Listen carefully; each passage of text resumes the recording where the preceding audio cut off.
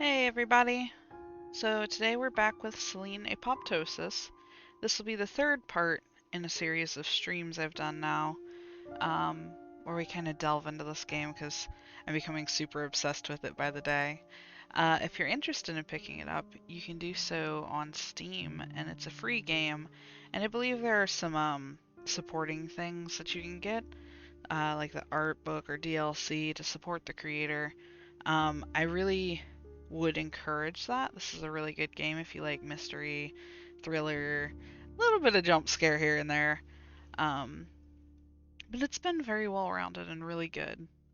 Everything's on point. So give me just a few moments and we'll delve right in. Last time, in our second stream, we hit the sixth ending first, and then we went back and got the fourth ending as well. So we're going to try to get a totally different ending this time, if we even reach the end. I assume this stream will be a few hours long. But alright, just a moment.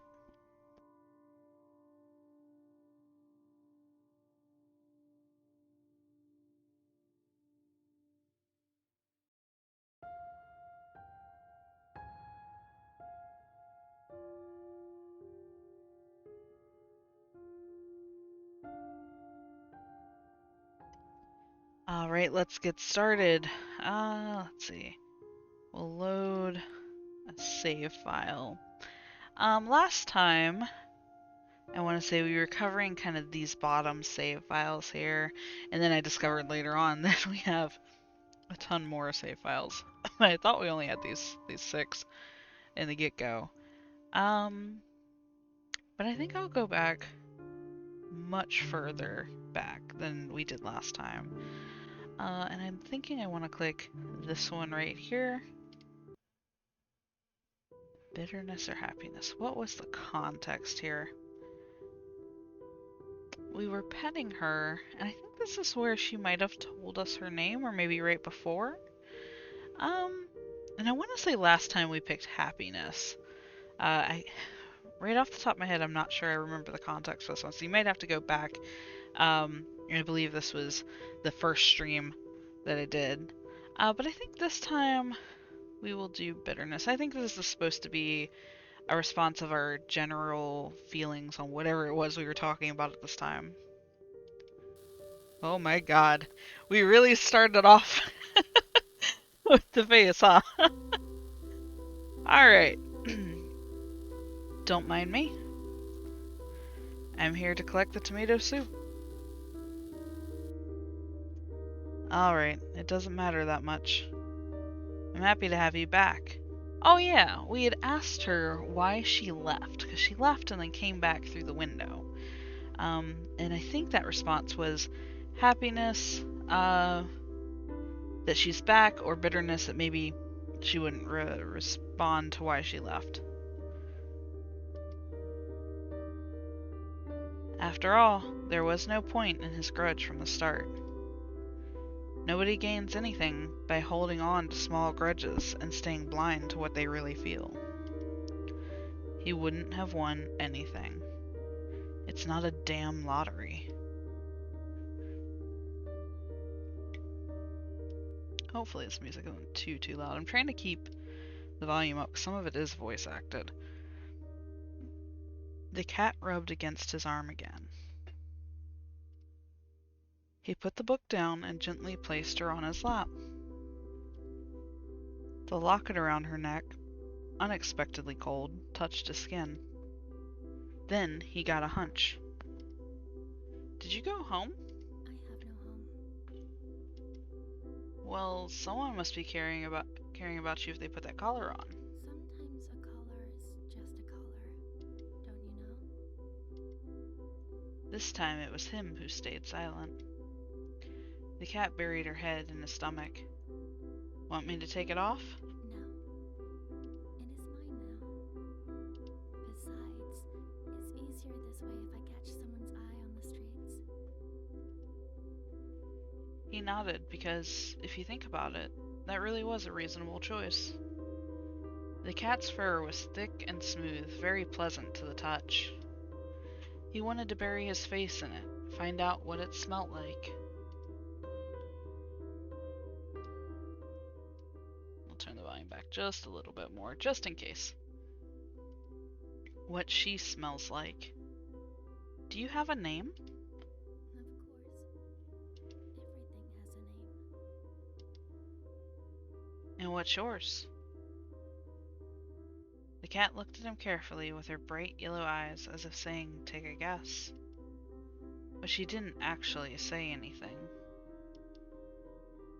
On her locket there was a small engraving, a crescent moon that was dimly shining in the pale light coming out the window. Selene. The cat looked up at him, and her pupils flickered in 2 full moons in an eclipse. Then she rubbed against his arm one last time, and stood up, stretching, arching her back. Don't close the window on the second floor. I won't.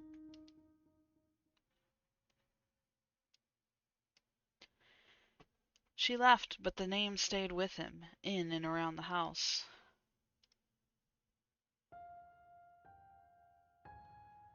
Selene. So hummed the glass, white in the moonlight. So whispered the long shadows of branches outside the window. Focus on the name, or it doesn't matter. Last time, we decided to focus on the name, so I believe this time, it doesn't really matter. Selene. He wasn't sleeping, but his house was, and its lullaby was woven with one single word.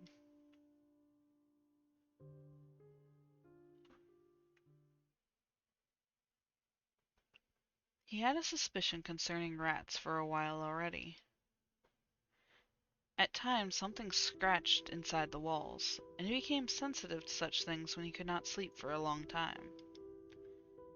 Faced with these symptoms the last time, he took a flashlight and some stick, then circled the house for a long time, tapping the walls here and there. He had no idea how to deal with rats. At least, that's what he thought until he remembered how his mother used to handle this. After Timo had vanished, poison became the weapon of choice when it came to dealing with rats, the kind that should be kept away from small children and pets. Having remembered this, he went out to the hardware store and filled the cart with colorful packages. Then he thoroughly strewed the whole house with bright, deadly pellets that crunched under his feet when he went to get coffee. You know, I understand wanting to get something for pest control, but to have so many that they're crunching under your feet when you go to get your coffee is kind of questionable. After a while, the sounds stopped. Yet he could hear them again now. Something was scratching. It's been a long time, so no wonder. Those pests always come back, that's what his mother would say, and this time he'd agree with her completely on the matter. He considered his options. He had no poison left, and he could not go out to restock. He was completely immersed in his work, and although he was now much closer to the end of his script than to its beginning, there was still much to be done.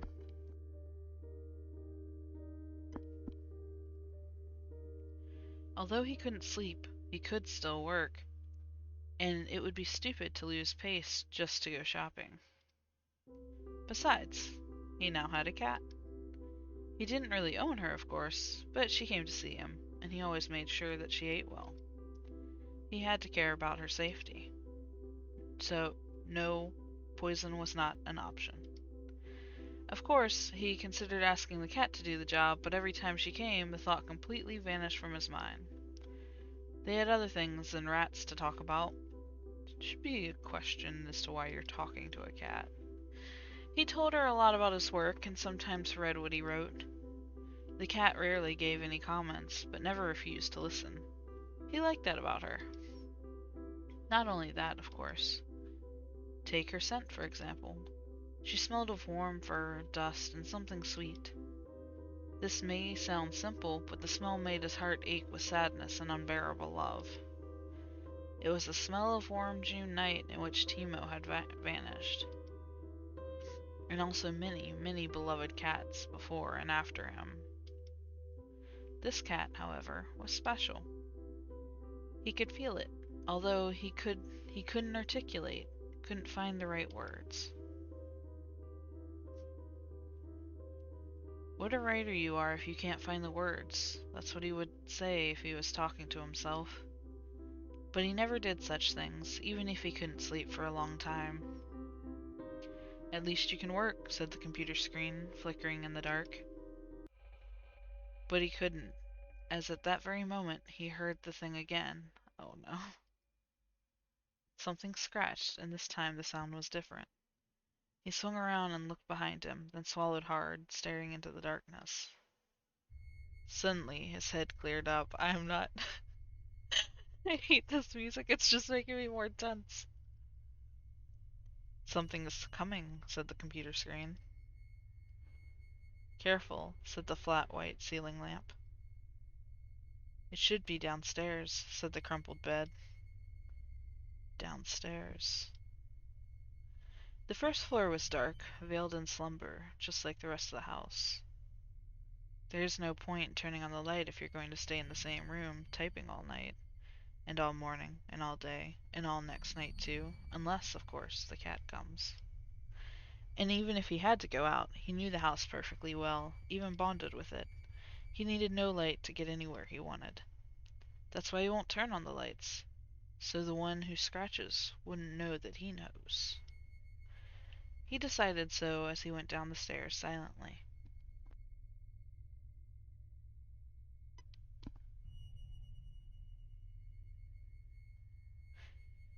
Think happy thoughts, think happy thoughts. The downstairs was quiet. He listened to the silence for a few minutes, but it sounded unconvincing. If something had started scratching, it won't go away that easy. He knew that for sure. Those pests always come back. He had to arm himself somehow. With a bat, for example. Imagine taking a bat to some mice. He still hadn't put the bat away, so it was lying somewhere in the dark living room, heavy and reliable.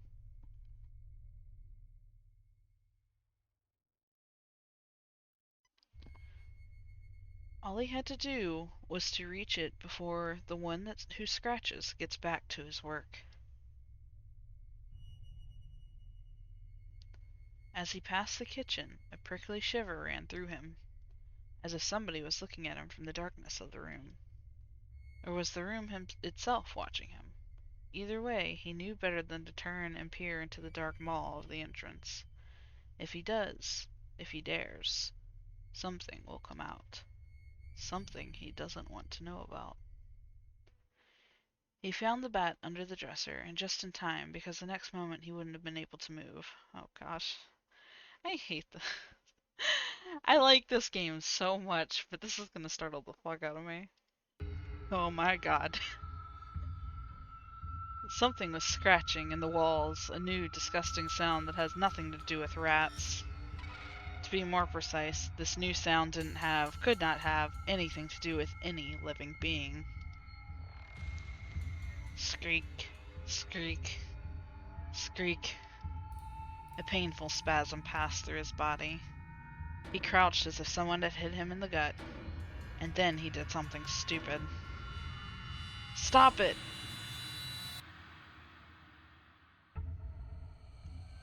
Please stop. I'm literally over here like, got my eyes closed. I can't take it anymore! But the nightmares don't end just because you ask politely, or because you really can't take it anymore. It felt like the voice didn't belong to him. Of course, the voice was his own, but he certainly would have never done something like that. You never talk to the one who scratches. Skreek, skreek, skreek. He, he'd probably bear it if there was any visible traces left. But there were none. Only the screech, here and there, as if something was trying its strength on the house, looking around for something, looking for him. He regretted speaking out loud many, many times. It would have been better if he died quietly right here. That would have solved so many problems.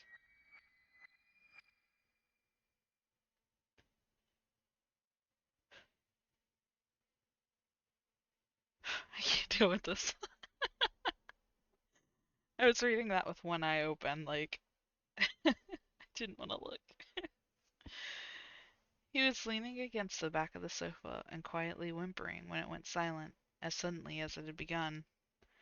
For a while, he continued sitting crooked like a giant fetus, hugging his knees and his bat, and only moved when he really believed that everything had calmed down. Ah, why does it do this to me? In that very moment, the round metal handle on the back door began to shiver. He didn't immediately realize where the sound was coming from, the soft rattle of metal and glass, but he had a clue. The transparent glass on the back of the door was closed by a thin polka-dotted curtain, and it trembled in rhythm with the sounds. Then the house got quiet again. Some force, the same one that beckons to the windows on high floors, called him to look behind that polka-dotted curtain. He knew just one look would be enough to make him lose his mind, but the call was too hard to resist, and he hadn't slept for too long. Slowly, as if half asleep, he made his way to the door. He could see the pattern clearly now, so close it was. Small dots, each one quivering with a silent cry. Do not look. Do not look.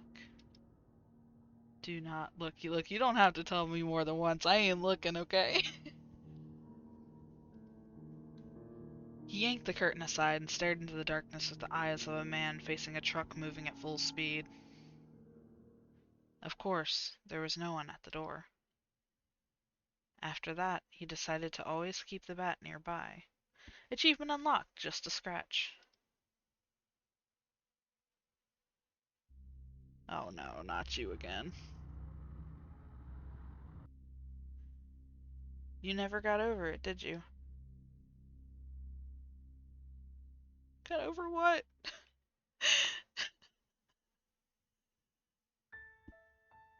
The name.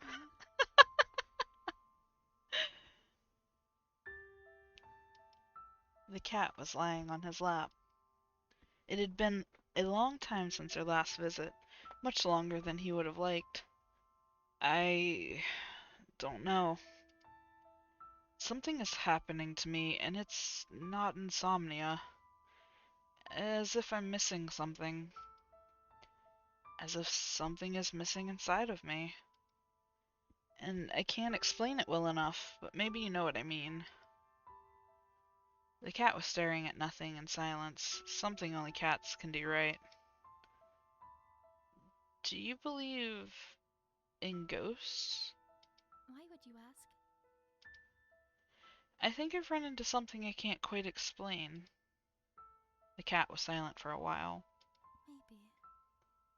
It is a matter of perspective. What do you mean? That which you've lost, those who you've lost. Achievement unlocked, Sonnet 31.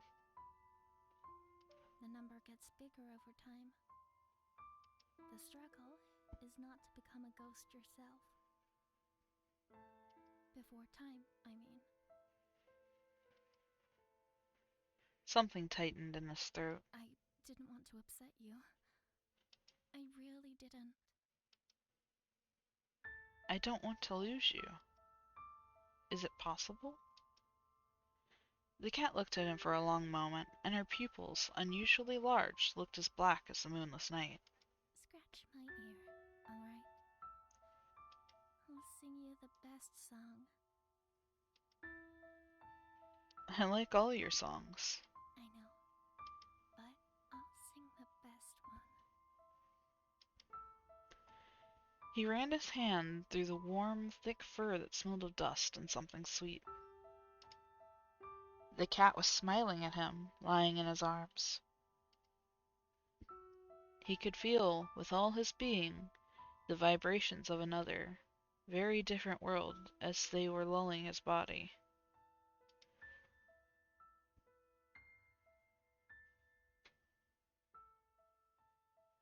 I can't trust this game every time the screen goes black.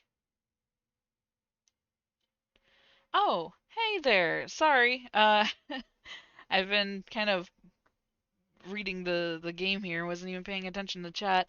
No, this game isn't forbidden. It's on Steam. It's actually a free to play. And yeah, you can absolutely stream it. It's pretty new. I think it only came out maybe a week ago. It's a lot of fun. You should definitely stream it. Totally recommend it. The next time, he heard the one who scratches right beneath his window. No, I'm so tired of the one who scratches. Beneath the open window on the second floor, to be precise. At that moment, he was struggling with a tough sense scene near the story's ending. Imagining things is quite common if you haven't slept for a while and did a good job on burning out. You think you're hearing things, like as if someone is quietly slurping in the far corner of the room just beyond where your eyes can see. Or, for instance, as if it's scratching the wall and brick crumbs are getting stuck under its nails. And it's climbing higher and higher. Please be the cat. Please be the cat. He realized it could all be in his head, so he took his hands off the keyboard and listened carefully. Just in case. It could be that nothing was actually scratching. But his body already knew what was going on. It became cold and stiff, exactly like a house wall. Oh yeah, boy, you do hear it. Why, of course you hear it. Why would it be any different? After all, the one who scratches finally smelled you, and now it won't back off. Skreek! Skreek! Skreek! Please back off, please! I can't take it. I'm just like the guy. And that's when his nervous tick came in. Skreek! Thud. Skreek! Thud. What a duo they were. He had to hold his breath to keep back the mixture of hysterical giggles and sobs trying to burst out of his chest. If they had escaped, this he knew, that would have been the end of him. And otherwise, he still had a chance. A pretty solid one. If he'd managed to suppress the tick, that is. When the text doesn't work out, just look away from the screen and wait a little. The tick will subside by itself. But what about the case where the one who scratches is creeping up the wall, higher and higher, and you can hear its nails? And it's got oh so many of them, leaving tiny, tiny grooves in the house cladding. UPS just drove by at the same time, and I saw something move out of the corner of my eye and almost jumped a foot in the air. They are very sharp. They are very sharp, those nails. Oh my god. Why?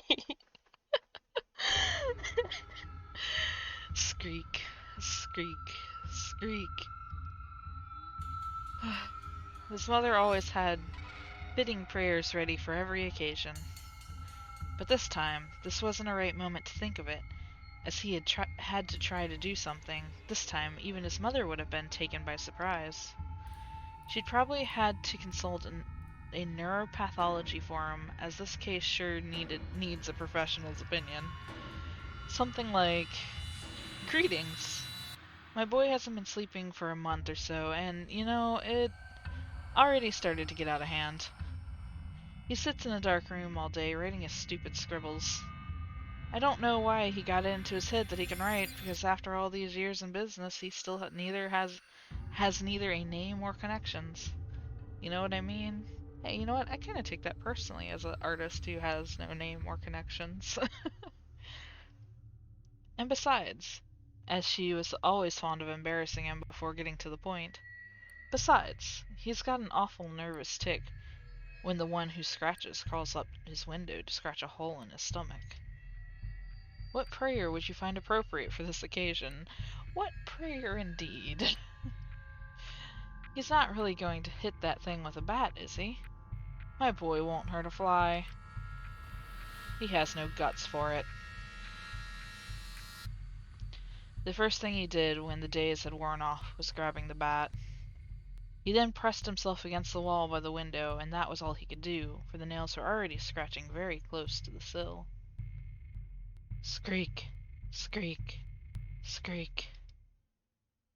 I'm coming for you, you little whiny boy with no guts. I'm going to scratch a hole in your belly to see if I can find them. He didn't want to see what was under the sill. He would prefer to die than to look at it. Skreek. The nail struck the sill. He knew that there were... I'm sorry. He knew there were now black marks on it and some metal shavings got under the nails. Maybe some of those nails got broken, but the one who scratches doesn't care. It's got so many of them.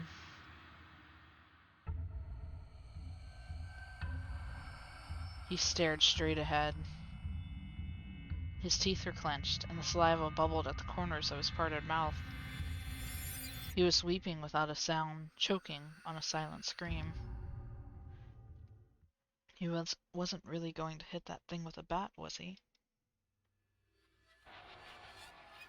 Something began to climb over the sill. I am terrified at this point. He tried not to look, yet he could still see it. What the actual hell? Something akin to squishy fingers or guts, with a lot of nails that grew on top of each other like clamshells. In the moonlight, he saw tufts of fur glistening on these finger guts. Uh-oh. Just like on a rat's tail. Then he realized two things. Finally, he got an insight on Timo's gifts. The thing is, his old cat constantly brought him something. The prey, those morbid little signs of unconditional love, as he thought back then. But now he figured it out. Things he had secretly been throwing out the window in the middle of the night weren't dead mice. Those were small fragments, tiny pieces of the hideous fingers of the one who scratches. Look, master, this nightmare is vulnerable. I drove it away. I brought you a piece of its flesh, which means you can sleep safely tonight. That's what the cat thought when its owner ruffled Timo's knobby, scabbed head. Oh my god. What the frick? And secondly, he realized, with all the clarity, this was the thing that lures cats into the darkness of summer nights from which they never return. The thing that took Timo away. And now he has come for Selene. He stopped weeping, but was still breathing fast, too fast, drawing air through bared teeth. Inside, he was boiling with rage. He wasn't really going to hit this thing with a bat, was he?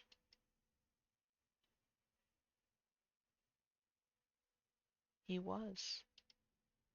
Damn right he was. He turned his head slowly and stared, eyes wide open, without blinking, as the glistening flesh clambered over the sill. He was waiting. He felt sick, but decided he will throw up later, right after he turns that thing into a bloody mess. I know you. You won't get her. You won't get anyone! The sound that came out of his throat didn't resemble words, but that was exactly what he said. He charged at the thing and thrashed it. He smashed its fingers, guts, tails, or whatever that shit was, and the bat seemed lighter than a feather. He had never been particularly strong, but now all of his being became pure will, with the bat at its point of application. Bloody shreds kept bursting out and splintering around as he smashed and smashed and smashed. He paid no heed to the nails that were trying to get him, tearing his clothes, tearing his skin. He didn't care. He didn't feel anything. Anything but the desire to wipe this thing off the face of the earth, to smash it out of reality if he had to. Finally, the corpse, crumpled and distorted, slid off the window frame, collapsing down. It was over. The blood-soaked bat slipped out of his hand and rolled across the floor, leaving a long, black-red smear. He wouldn't have been able to lift it. He was barely standing on his feet, and drool mixed with blood ran down his face. He didn't want to look down because he could feel wet heat spreading out around his stomach. He knew where that was going. He stumbled to the bed and fell on his back. A hoarse, gurgling breath came out of his mouth. More than anything, he wanted the cat to come. Oh, not the TV. Happy Dreamland. Oh no. Everybody loves tomato soup. Tomato soup is the devil's favorite food. I see. It reminds me of home. Elijah doesn't like tomato soup. Oh no, Elijah. Run. Everybody loves tomato soup. Oh my god. What does that mean? Something changed. Oh no. Can I relax? Is the worst of it over? Mr. Jude Anthony Bench, 27 years old, 2 convictions, second-degree assault and battery and armed robbery of a convenience store, was lying on the lawn in front of House 8 Sycamore Street, looking up into the pink dawning sky with his eyes wide open. One of his eyes was badly damaged from the fall, but Mr. Bench was not too worried about it. He died a few hours ago. I see. I bet he wasn't, too worried about it. Before that happened, he threw up with something whitish, and the vomit was still foaming on his cheek, resembling cheap strawberry yogurt because of the blood mixed in it. The police were informed about it, the corpse, not the fact that Mr. Bench couldn't hold his dinner and got his pants a little dirty, by Miss Cora, a neat old lady who lived nearby for the last decade, never woke up later than 5 in the morning. I should say, who never woke up later than 5 in the morning? But the first one to notice the body was the cat. She looked like a purebred British Shorthair in all respects except for the color. Aside from the smoky gray head, it seemed as if she was dropped into a vat of white paint while her lower part was dipped into black one. As she passed by Mr. Bench, she smelled the air from a few meters away, more cautious than interested. Under different circumstances, she might have actually been interested in him, but the cat already had a special someone. She soared upward, stabbing her milky white claws into the bark of the tall tree. The fur above the muscles on her back stood on end. In a few leaps, she reached the ledge and disappeared in the dark gap of the open window on the second floor.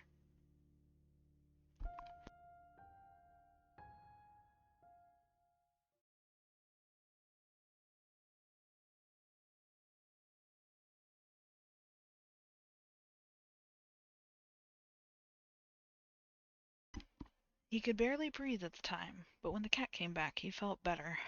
Much better. What have you done? I was defending. I wanted to save you. I wanted to save us both. You fool. That's right. But I just can't lose you. It is too late. He wanted to object, say something trivial like, it's never too late as long as we're both alive, but he could not. The cat clung to him with her entire body, sticking her lips to his. He suddenly realized she wasn't in fact skinny, more of wiry and quite strong. The next moment he felt his flesh tearing apart, and it tore easily, as quite some time had already passed. And with that, everything finally fell into place. What in the world? He had read about it in some magazine. Oh, I think I see. Feral cats, and many house ones, if their owners pass away, aren't above eating human flesh if they manage to reach it. But cats are very discerning, careful eaters. Having chosen a corpse, the cat remains faithful to it until it's stripped to the bone. Taking this into account, and also the number of empty sleeping pill cans everywhere. Good God, there's too many of them. There was but a single conclusion to make. He died quite some time ago. It turns out that the pills failed him once again. The ceiling was swinging back and forth, swaying him like a caring mother swings a cradle.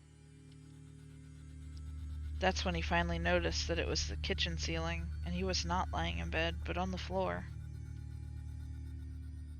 Some vague sounds were coming from outside the room, which grew more and more persistent over time.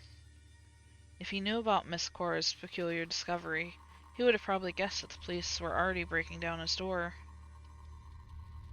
The cat hurriedly stuffed her mouth, choking, swallowing pieces without even chewing them. He didn't mind. After all, a cat that has no home should eat well, shouldn't she? Although he got rid of the one who scratches, the street is still full of dogs and evil people. Even his mother would agree, and his mother never ever agreed with him. And yet, he still had one question to ask. Say, did you love me? Even a little? For a moment the cat took a pause with her task and looked him in the eye. Her body was shivering. A yellowish flap of flesh, that occurred to be a piece of rotting fat, was trembling in her long, sharp teeth.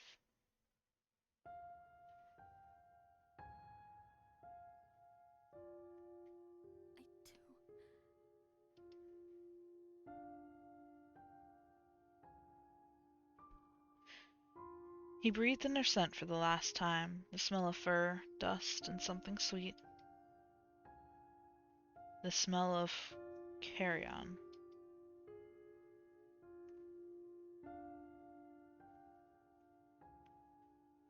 Achievement unlocked. The death of the author.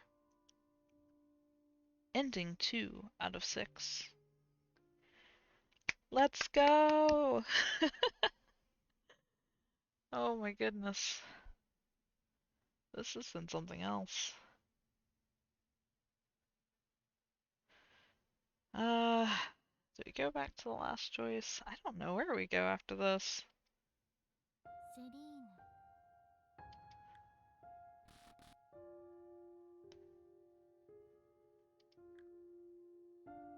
Um, let's see.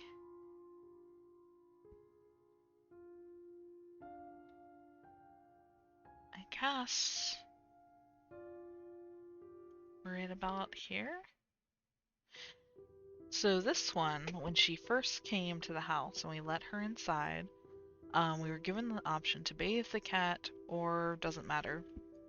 I distinctively remember at the time I wasn't like paying attention to the fact that it's an anime cat. Like obviously it's an anime cat, but like as I'm reading the description of the cat, I'm thinking, oh, he's seeing an actual cat, and it didn't occur to me that it was going to be kind of fan servicey. So that was pretty funny. Um, so I guess we're gonna go this time with doesn't matter. But before that, I actually I just wanna just reel a little bit from that last ending, which was pretty messed up. Oh man, that was bad. Like good, but bad. Uh, that one was pretty terrifying. Like this whole time, I'm just sitting, as like I said in the last stream, I think, just sitting as far away from my computer as possible, while still having the mouse in hand. Oh man. All right, let's go.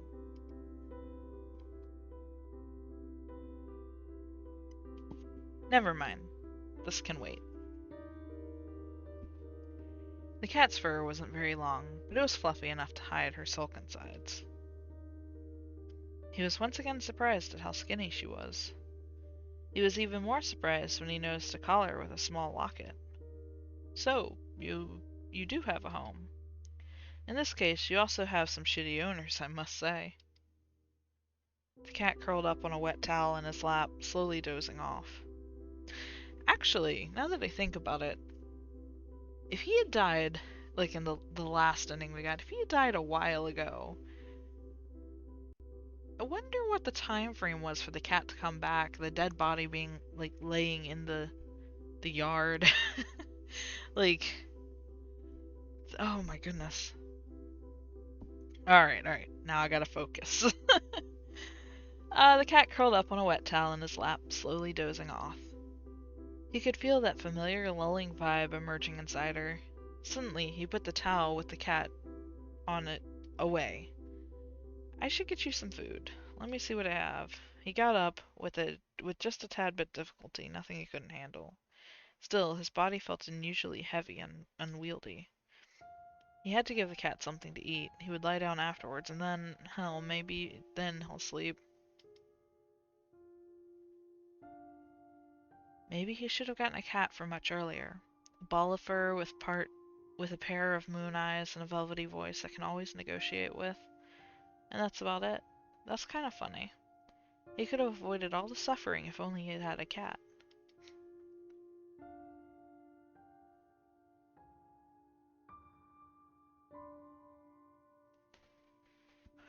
The kitchen blurred before his eyes. He got to the refrigerator and opened it, squinting from the light and leaning on the door way harder than he was supposed to. If the landlady was around at the time, she would have told him exactly so. Don't lean on the door. After all, this is her house and her refrigerator, and everything should be neat and tidy in case she has to move new tenants in. Perhaps the landlady would have even warned him about the milk. The milk itself was completely harmless, unless, of course, you are allergic to lactose. But there's a special kind of lactose-free milk, right? What matters is the bottle. Bottles, much like cats, can vary greatly, but this particular one was made of glass. If only the landlady were here, she would have probably told him not to touch the bottle, because he's falling on the floor, and the bottle might break, and then the milk would spill, and he would have nothing to feed the nice cat he found. Or rather, it was her who found him, and very timely because he was lying on the floor. He had been lying there for some time, and would have been lying still if he hadn't felt the light touch of something hot and rough on his cheek. It was almost like a dream, although of course comparing sleep with fainting isn't quite correct, no matter how you look at it. The floor beneath him was surprisingly hard, cold, and wet. He felt all three of those qualities clearly and was afraid to imagine what would happen if he tried to move. But he had to move, one way or another. At least to see what's up, because something hot and rough was still sliding up his cheek, gradually creeping up to his ear. He felt a warm breath, and then a cautious bite. Ouch! He jumped on the spot. A shudder rushed to the side, and then calmly began to lap milk from the puddle.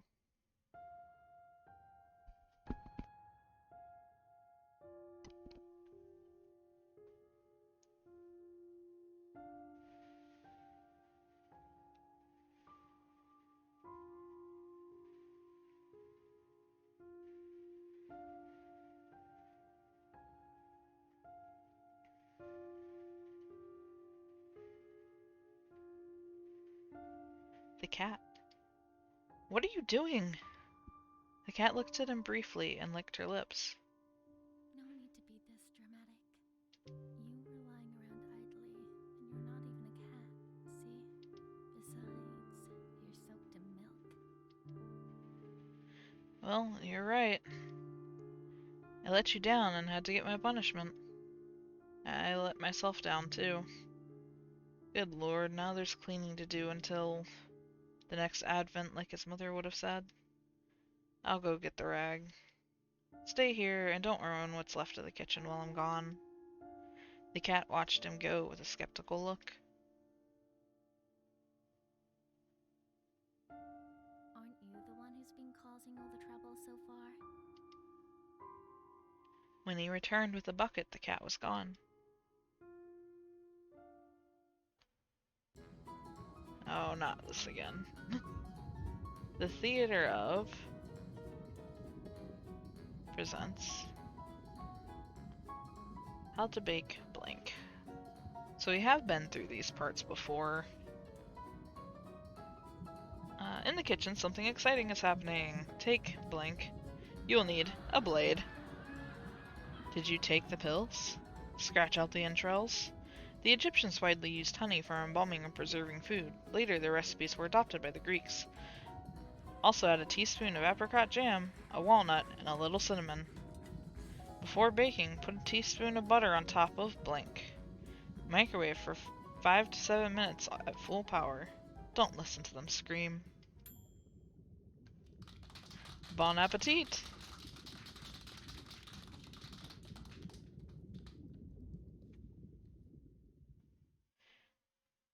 This is a little bit of sort of a recap, I guess, because uh we have been through these scenes before, but I'm gonna go ahead and let them play, just so we can kind of get an idea of where we're going. The next time he saw her was in a few days, or maybe in a week. He always had a bad sense of time, especially when he was immersed in work. He still couldn't sleep, but at least he was making some progress with the script. I'm so serious, like, not being able to sleep for a month, like, go get some help, dude. That's just not normal in any sense of the word. Did I say a week? He hasn't been able to sleep in a month. I can't remember if I said week or month. It was a narrative game project, as the customer called it, but actually meant do whatever you have to finish it on time, else forget about payment. And so he did, although he was resentful, and that got in the way a lot.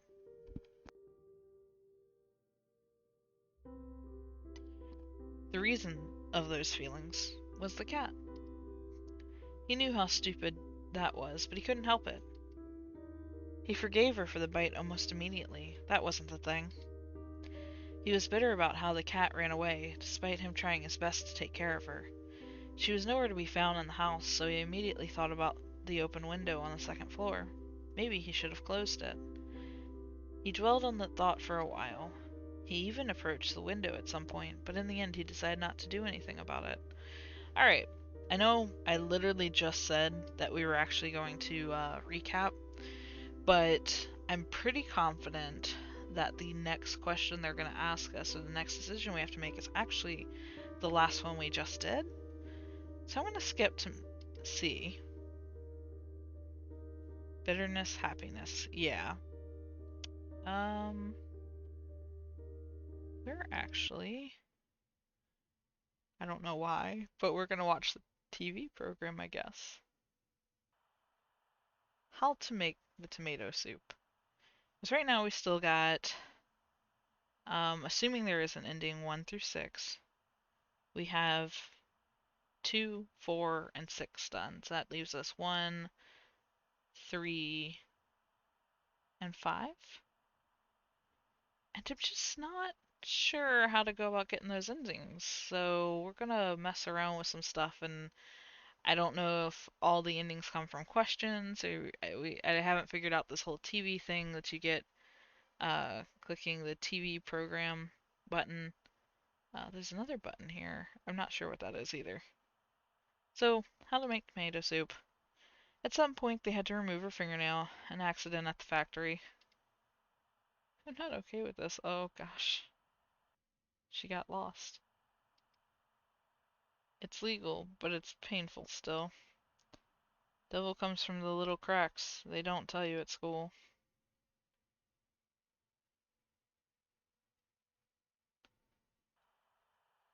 No time to cook? We've got an answer on the shelf. Oh my gosh. Tomato soup.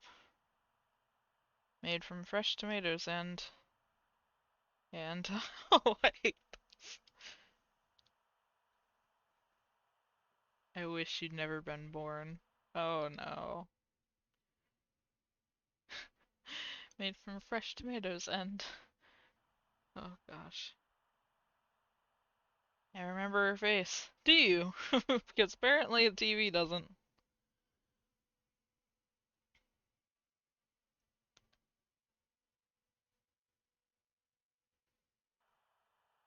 Where's Timo? Let's look for him together. Maybe he's up the tree chasing the birds? No, I can't see him. Maybe he's in the reeds watching the fish? No and no, let's look some more. What the actual hell?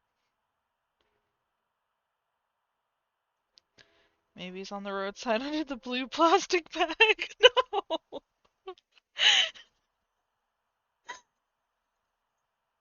I can't. I can't take this. He's not there. He's not there. He's not there. He's not there. Yeah, let's hope he's not. He's not there. He's not there. He's not there. He's not there. He's not there. He's not there. He's not there. He's not there. He's not there. He is there. He's not there. He's not there. He's not there. He's not there. I'm sorry. He is there. He is there. Several times. I misread.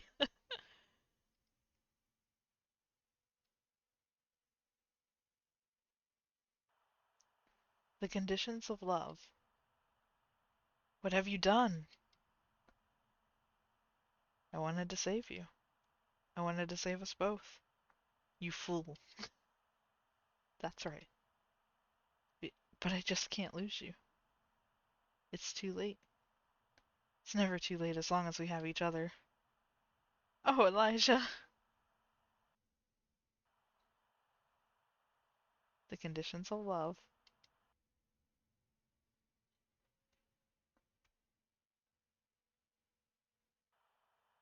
The secrets of anatomy. So I'm assuming uh the way this TV works, and I wouldn't actually know because I haven't really been I've been trying to avoid clicking at this part actually creeps me out quite a bit. But I'm wondering if the TV programs like unlock as you do certain things during the story. Um, which would seem to be the case because like the last one, for example, was relevant to the last ending, and like the one with Timo is relevant to talking about Timo more in that arc. I could be wrong. I don't really know. I've really just been trying to pretend it wasn't here and hope that I didn't have to use it. But because I don't know how to get to the next ending, I'm gonna go through example one. Somebody's really obsessed with tomatoes. Example two. Example three. Example four. A ripe specimen. You don't say. Oh my goodness. The screaming man is hiding here. Ductus nasal criminalis.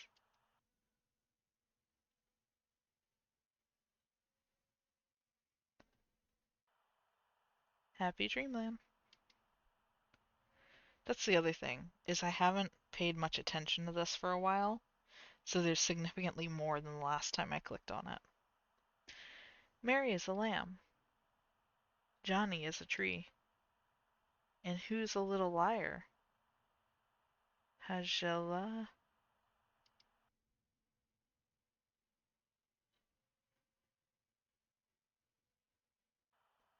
Happy Dreamland. I will give you the key of the kingdom of heaven. Whatever you bind on earth will be bound in heaven, and whatever you loose on earth will be loosed in heaven. That's not a word.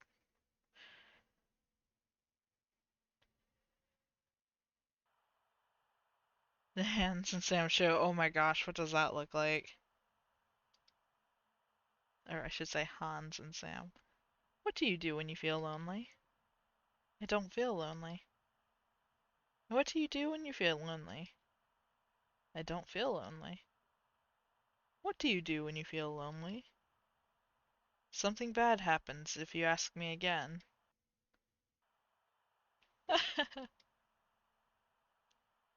Told you. The Han the Hans and Sam show.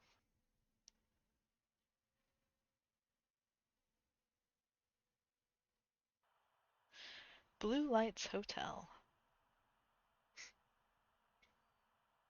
We welcome your stay for a moderate price.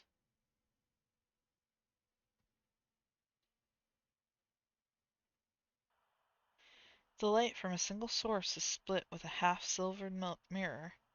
The resulting beams are each reflected by a series of mirrors. We expect them to combine at some point. I'm not saying it's safe, all I'm saying is... Dot dot dot. Dot dot dot. Stop doing this to me. Sorry. All I'm saying is that we are observing the experiment.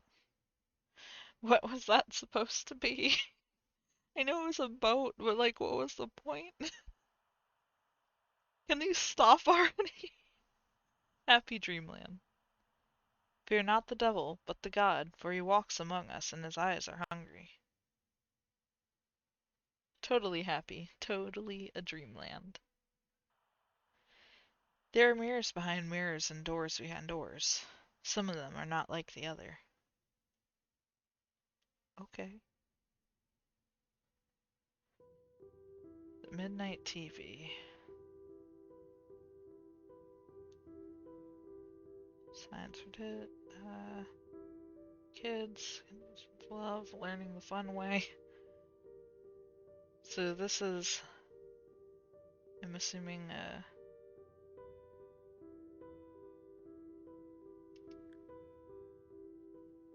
Why does it go 1-2-69? Oh my goodness. I don't... I don't even know why. I don't like any of it. Terrible. Something's changed. Oh, okay. Neat. January 11th. The new school is okay. I wish I could make friends with someone though. Mom is working late again. It's fine. I've lifted a very heavy box we moved in. Mom couldn't pick it up by herself. I'm a big boy now. Big boys aren't afraid of anything. I'll just turn on the lights and watch TV with Timo and my friends. Only the cool stuff with animals and robots, or aliens, but not the creepy kind. October 8th. I got an F for an essay. Mom will be mad. The bus driver said it was good and I should keep writing. He's nice, but I'd rather have a B anyway. Hope Mom isn't too blank. February 13th. An awful day. I was crazy scared for Mom. She says she'll have some days off and we'll be watching movies and eating waffles. I'd love that, but she looks very sad. I don't know what to do. September 15th. The bus driver saw me blink. He didn't laugh at me, and he didn't get mad like Mom. He even allowed me to play in the bus. I wish there were more people like him. May 3rd. Mom is acting funny, and smells funny too. She says she loves me all the time, but I'm a little blank when she's like that. But I'm a bit blank when she's like that. June 11th. I had a really weird dream today. Hope Blink is okay. I'll go and look for him. I should have closed the darn window. Is it raining? April 24th. Nobody came to my birthday party except for my friends, and Timo. Mom says I'll get real friends when I'm older. What does that mean? My friends are real, but I'd love to have someone to hang out with. Oh. I'll just have to wait for a bit, I guess. Is that all?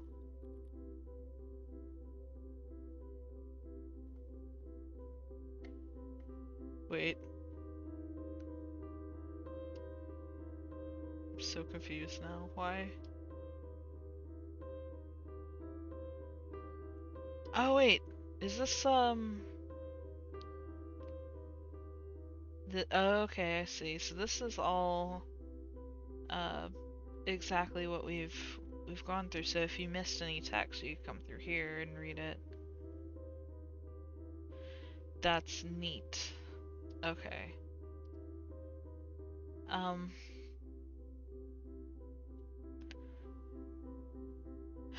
boy. I don't really know where to go from here. Let me think. Let's see. As much as I don't want to, see it again. Okay.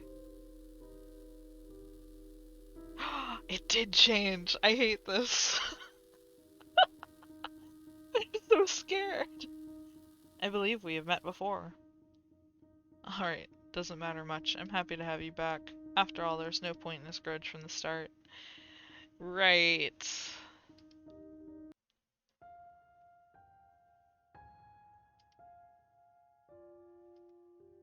Um, I'm gonna save. We'll save there, but I'm also going to load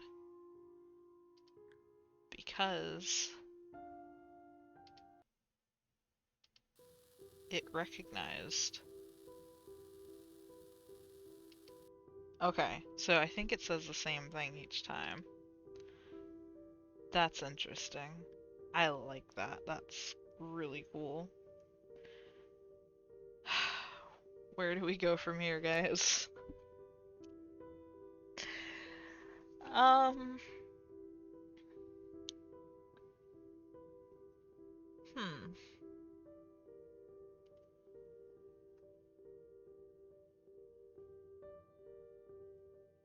What else do we have? No.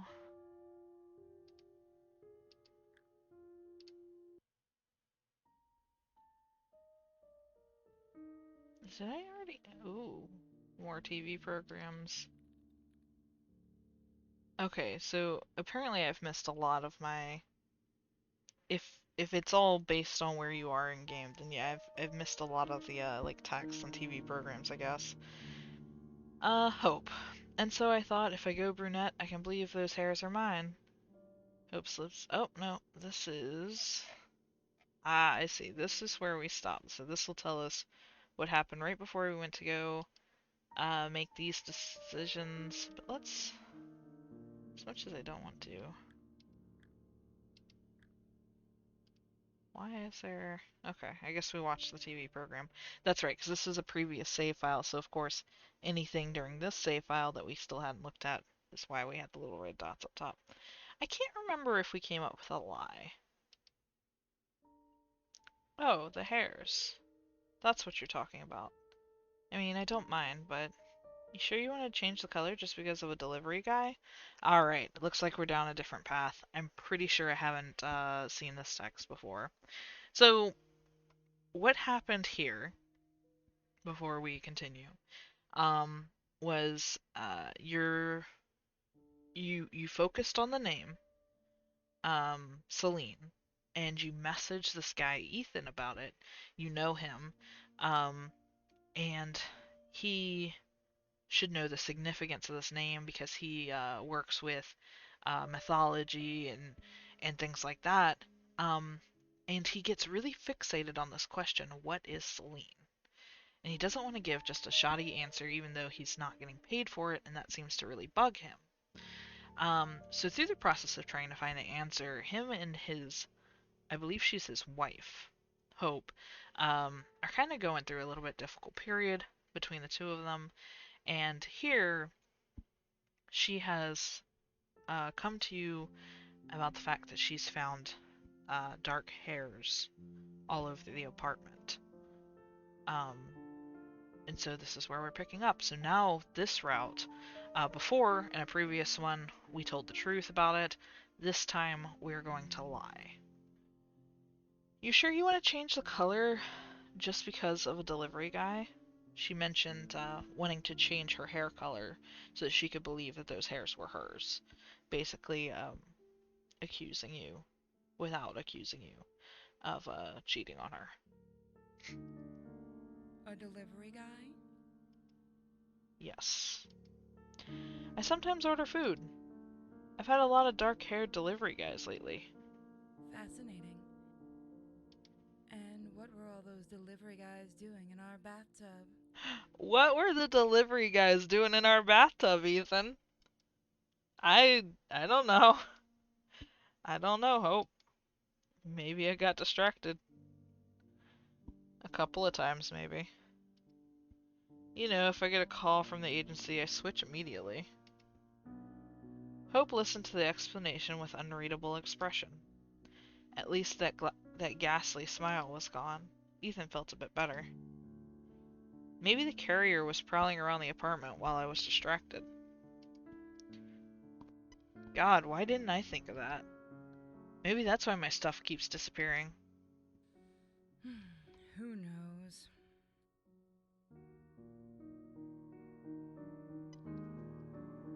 Hope smiled bitterly. At least we found out it wasn't a cat. Huh. Oh god. Ethan felt all the skin above the collar filled with heat. Sorry. Felt all the skin above the collar fill with heat and began to throb. Membranes, valves, whitish films, yellow bones, innards, skinny, shiny like berry jelly. I was starting to think that lying to her was a bad idea. Pulsating, contracting, trembling. Ethan closed his eyes involuntarily, as if he had to squeeze a vision out of them. Ethan, are you okay? You look, bad. At least there was no mockery in Hope's voice. Yes. No. Ethan leaned on the table and rubbed his face with his hands, stretching the skin. In every vessel in places where they get very close to worn red upholstery. He clenched his teeth and slapped his cheeks. The vision finally disappeared. No, everything's not okay. Not okay at all. Yeah, I agree. I'm sorry, Hope, but I don't know what to do about it. And that was true. Is there anything you want to tell me? Ethan shook his head. If I knew what I wanted to say, I would have said it already. I should just call the police and let them sort it out. It's their job, after all. I'm tired of all this. Hope sighed. I'm tired too, Ethan. And it's not even the end yet. What does that mean? What? It's not the end of the month. Okay. Perhaps I should start sorting things out now. Otherwise, there'll be no business for me when the paycheck arrives. I think the voice acting was wrong there. Otherwise, there'll be no bonuses for me when the paycheck arrives. Hope got up, slowly, as if hesitatingly. Alright, I have to go. I'll be back late. See you tonight. Hope waved her hand weakly. When the door shut behind Hope, Ethan stood still for some time, listening to the high-pitched tinnitus and thinking of nothing, his head either too light or too heavy for his body. Then he felt the small hairs on his neck standing up. Someone was looking at the back of his head. Ethan turned around slowly. Please don't. I'm calling the police. Ethan spoke each word loud and clear. It was a decent plan, an actually decent one, and certainly wasn't funny in any way, and yet the girl sitting on the window still was I'm sorry. The girl sitting on the windowsill was silently laughing, covering white teeth with her hand. The girl from the supermarket. The girl from the dream. She was still wearing a light white dress, even though in the morning the temperature dropped to 53 degrees Fahrenheit and it was going to rain. One of the straps fell down to the side, but the girl was in no hurry to put it back. She swung her crossed legs a little, looking at Ethan from under her brow with the smile of a child who had a hilarious mischief in mind. Did I say something funny? The girl quickly raised her eyes and shrugged silently, still holding back the smile. Just as before, she did not make a sound. Ethan even assumed she could be mute, but decided to make one last attempt. Just one question, and then he calls the cops. Last time, I think I said, "Who are you?" This time, I think I actually have not asked how she got in here. The girl put a lean finger with a neat black nail to her lips, while the finger of the other hand shaped a figure of a man. She pointed at the figure with her eyes. Ethan felt sick of the farce that was happening. He thought he should call the cops immediately. The hand clutching the phone continued to hang limply. The finger man looked around and started walking along the window slope with his finger legs. 1, 2, 3. Then something else happened. Ethan failed to understand what it was. The next moment the finger man was walking on the sill, and the girl was making it with her other hand. Then she smiled wildly and put both palms on her chest. She looked absolutely happy. I was invited. Suddenly, she cast a gloomy look at Ethan. Her black eyes gave a cold glimmer. It's really rude to come in without an invitation. A moment later, the girl reached for something behind her back, quickly pulled it to her lips and took a sip. Ethan's throat became tight with blood that abruptly rushed to his head. How did you get this? The girl traced Ethan's gestures with a genuinely surprised look, and the next moment she parted her fingers.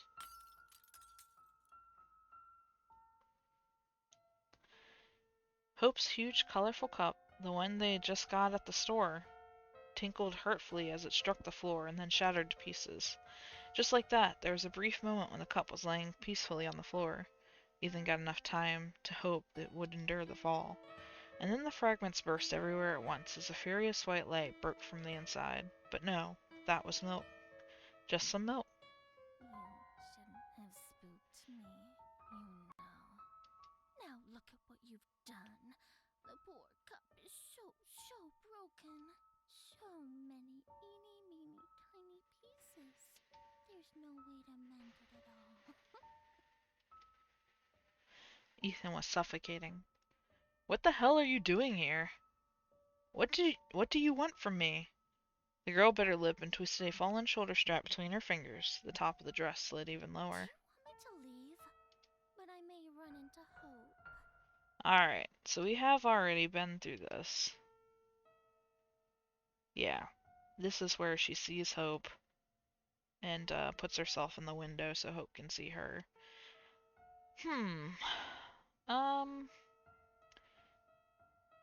I have to wonder if any of the text will change if I click one of these, or if they're going to be the same as before.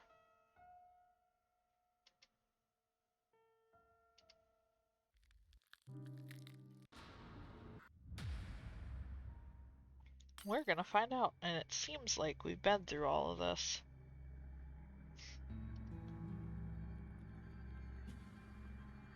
Let's see.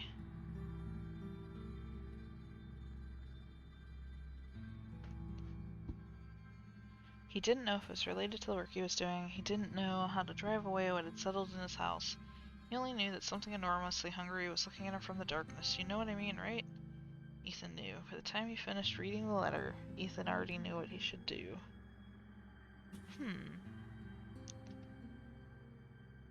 Answer the call. So we have already done both of these.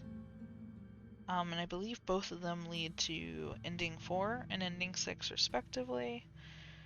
So I think we're kind of at a standstill, fam. I'm not sure how to find these other endings just yet.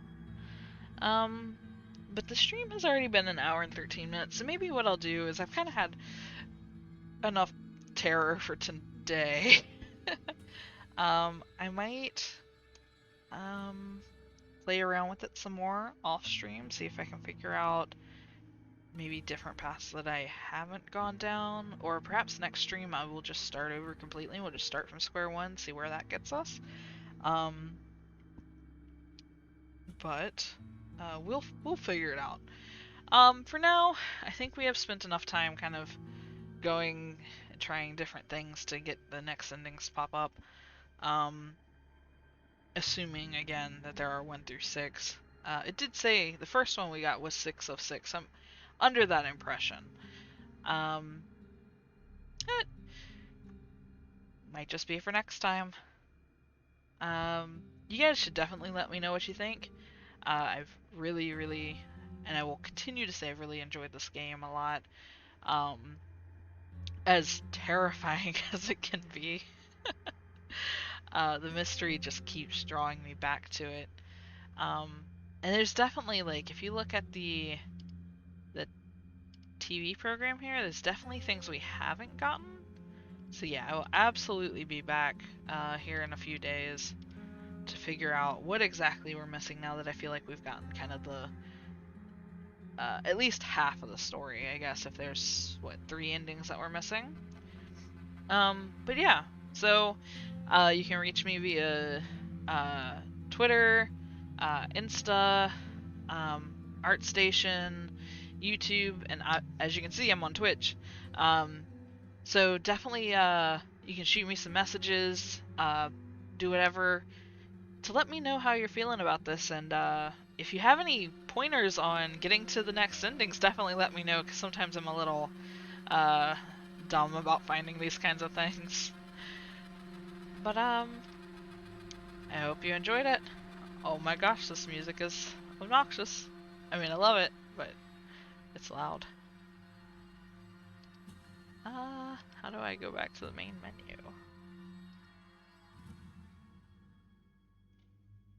Is it quit? I don't know. Either way, I guess I'll see you guys next time. Thanks for watching. And I'll be uploading this to YouTube shortly.